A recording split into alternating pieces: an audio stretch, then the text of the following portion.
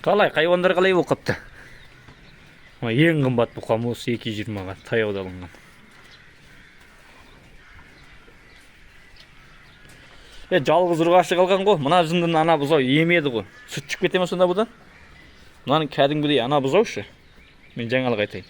Ана бұзау мынаны емеді. Осының іште жалғыз ұрғашы өзі. Енесі жоқ кезде чөлдеп келсе жүгіріп келіп мынаны емеді ол. Не сұмдық сонда? Өздері сүйгенін жейді. Мына жақта не? Жымық. Мына жақта жүгері мен арпа. Кебегі де бар. Хайуандарды ақырын толық көрсетейін. Видео болсын көріп қойыңдар. Өзіме ұнап жатыр. Міне көрдің бе? Жып-жылтыр әп-әдемі. Осы екеуі. Мынау да әдемі. В общем, бәрі әдемі. Іші кепкен бәленің өзі жақсы болып кетті.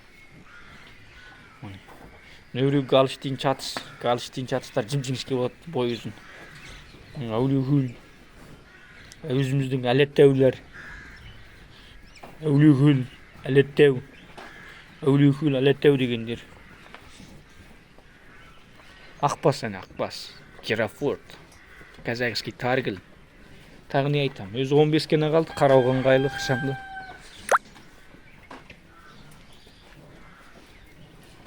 Міне чемпионда, болашақ чемпион. Біреу, екеу, үшеу.